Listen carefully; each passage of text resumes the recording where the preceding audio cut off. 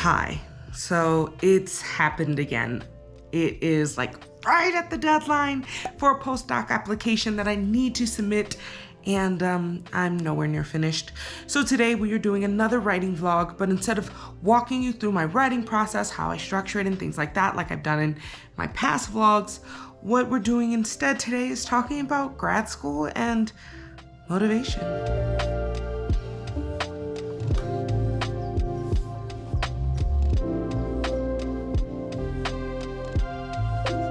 So, I mean, if I'm honest, I really don't want to do this. I'm kind of at a point of my graduate career where I'm just exhausted, and not like exhausted like I was my second year where I was doing all these jobs, or even like last year where I was balancing all this work. It's more like senioritis where I just don't want to do anything anymore. I just want to graduate. And I understand to graduate, it is essential to finish all the things you need to do, like dissertation writing and things like that. But to me, writing a postdoc doesn't feel essential because it won't make me not graduate. And I know that's not necessarily the best way to perceive things or to look at things, mostly because for me personally, I would prefer to get a postdoc rather than immediately go into the job market. So for me, it's somewhat essential because that's what my preferred next steps would be. But I also recognize, like, if I don't get a postdoc, I can also just get a regular job. And because I have that awareness and I'm fine with it, I think my body's just like shutting it down. And that's definitely gonna be an uphill battle to climb.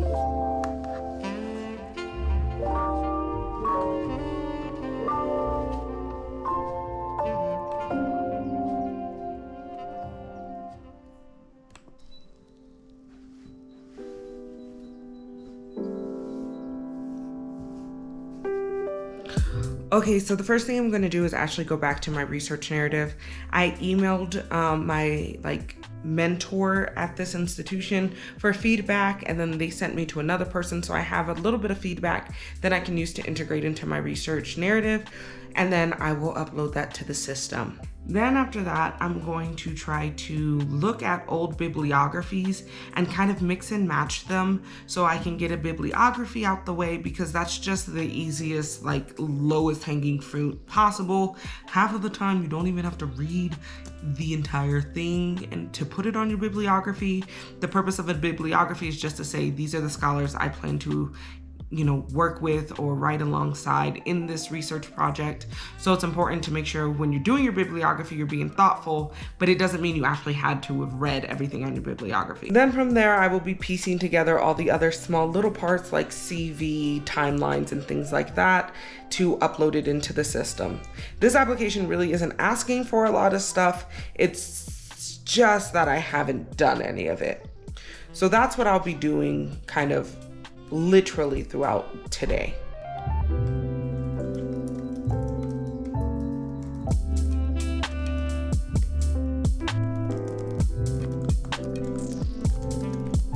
Now, even though I just said you don't have to read everything you put in your bibliography, if you're going to put it into your research narrative, it is important to know what you're talking about. And one of the bits of feedback that I received is that I need a little bit more theorization of the things that I'm claiming. So I'm going to read maybe 2 or 3 articles that I know talk about what I'm talking about, and then weave that into my research narrative a little bit more.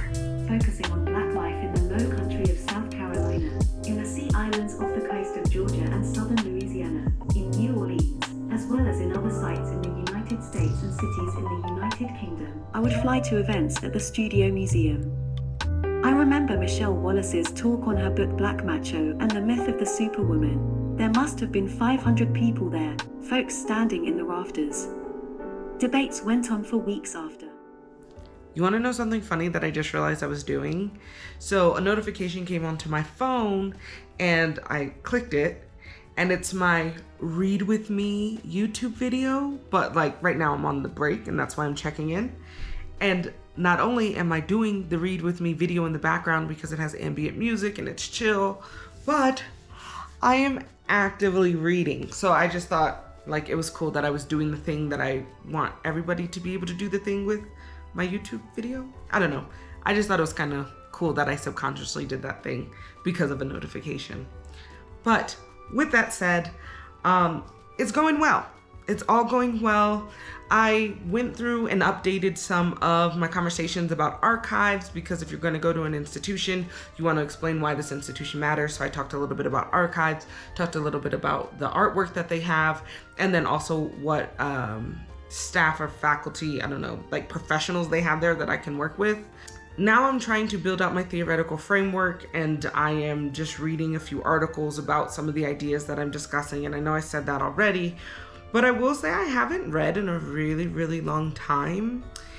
And I think I kind of messed this part of research. I've been doing a lot of writing, and I can talk about why I don't read and write at the same time all the time. But taking this break and reading, and I usually really hate reading. I'm not a reader, but being able to sit with these ideas and these texts and just think about them actually is kind of fun right now. So going back to reading, thinking about my theoretical frameworks, I'll probably work on this a few more minutes, update the research narrative, save it, check it with Grammarly, and then upload it to the application, and then move on to my next steps.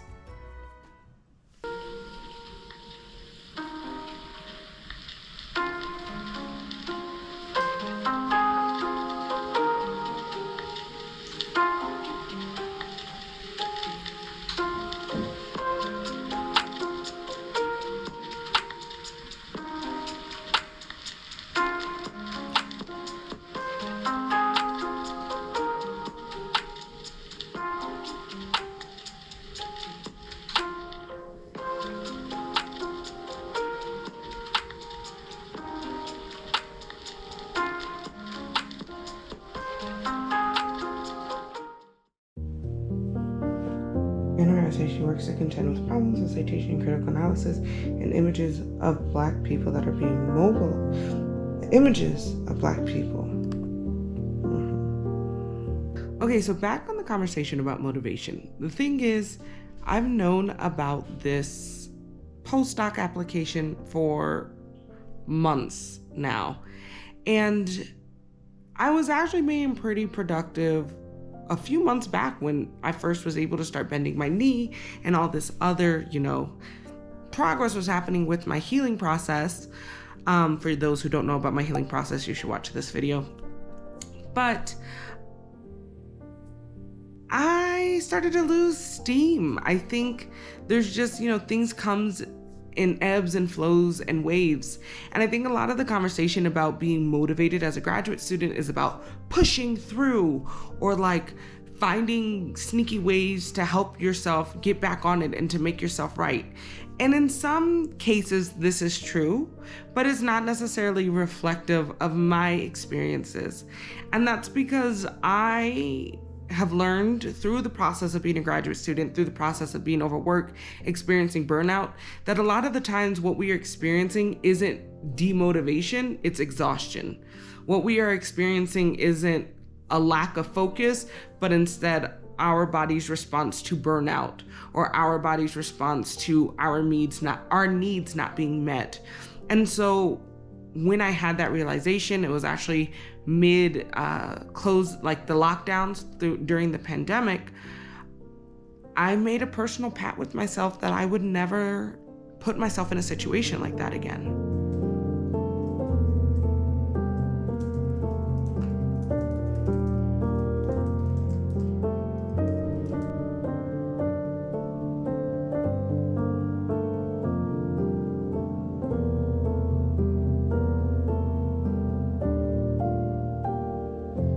So what this means for me is just that when I feel demotivated or like I don't want to do something, I don't do it. And I know that can be really stressful or seem like, how do you get things done then? And it comes down to a few major things. One, the most important thing I think is when I am feeling motivated, I do a lot. So when I'm feeling very excited about my research, when I'm feeling really excited about a reading or a writing or something like that, I try to get as much of it done for future Brisa for when she's not feeling it. that I know I can look back and be like, oh, this is going well. So like in regards to this postdoc, yeah, I started it a long time ago. Then I didn't touch it for weeks. And if I never started it, it would be really intimidating to be like, oh, it's due very soon and you haven't started it. But because when I was feeling good about my research, feeling good about myself, I did so much. When I was feeling demotivated or uninspired or whatever, I didn't put the pressure on myself to get up and do it. I was like, oh, well, I'll get to it as long as I get it done the day before or the day of it, right? So that's the first thing that I think comes into this conversation.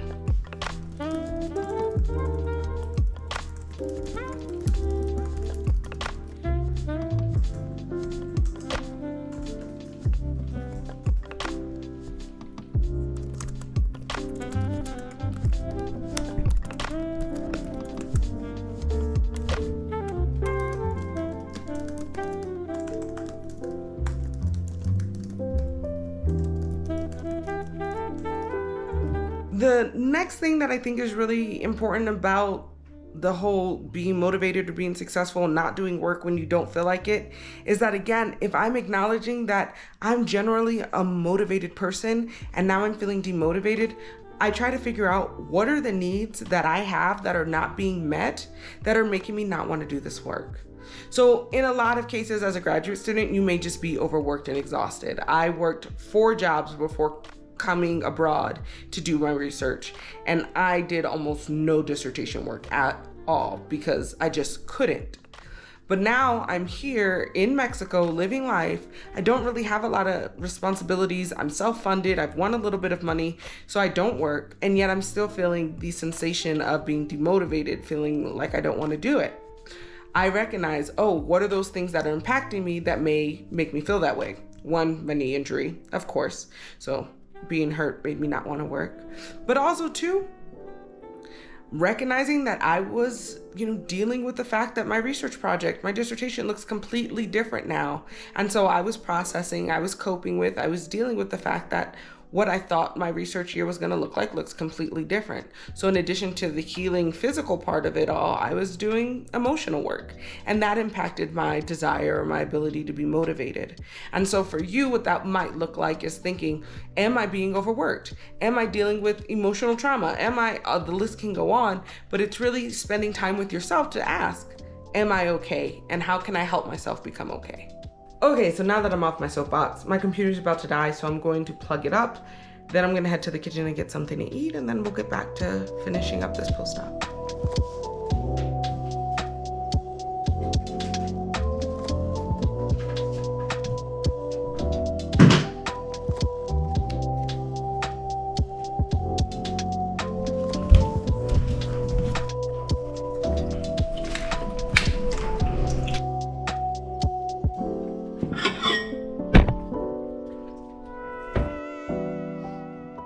Oh, these are all big pieces. Yeah. Oh, look, they have olives. Yeah. Those brown ones. Mm-hmm.